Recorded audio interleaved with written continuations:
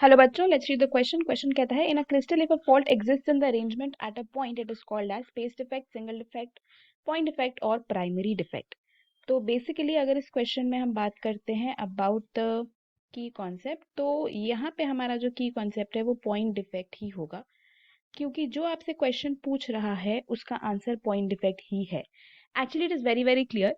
इसमें लिखा ही हुआ है कि अरेंजमेंट में किसी पॉइंट पे फॉल्ट आ रहा है।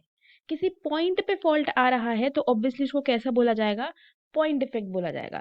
सिंगल डिफेक्ट उसका नाम नहीं दिया जाता, ना ही प्राइमरी डिफेक्ट और ना ही space defect. Right, 3D space की हम बात नहीं कर रहे हैं। स्पेस में कोई डिफेक्ट नहीं आ रहा है।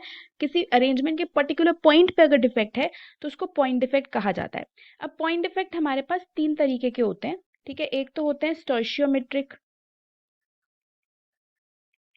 ठीक है, और एक होता है Frenkel defect and the next one is Schottky defect. तो तीन तरीके के पॉइंट डिफेक्ट्स हमारे पास होते हैं। स्टोशियोमेट्रिक में भी हमारे पास दो तरीके के होते हैं, एक तो होते हैं वेकेंसी डिफेक्ट और एक interstitial site, interstitial defect. Vacancy defect में क्या होता है कि एक एटम क्रिस्टल में से उठ के ही चला जाता है, एक वेकेंसी क्रिएट कर देता है, एक होल क्रिएट कर देता है। इंटरस्टिशियल साइट में क्या होता है, एक एटम उठ के किसी इंटरस्टिशियल साइट को ऑक्यूपाई कर लेता है। इंटरस्टिशियल साइट क्या होती है? जैसे सपोज अगर आपका ये क्रिस्टल है कुछ इस तरीके से, तो ये जो स्पेस बची हुई है दैट इज द स्पेस जहाँ पे इंटरस्टिशियल साइट्स होती हैं which is between the atoms. Right. Frenkel defect में क्या होता है, इसमें भी एक क्रिस्टल है कटायनिक अनायनिक स्पीशीज, अगर इंटरस्टिशियल साइट पे आ जाएं तो फ्रेंकल डिफेक्ट है। शॉर्टकी डिफेक्ट में क्या होता है, same number of cation and anionic species missing हो जाती हैं फ्रॉम द लैटिस।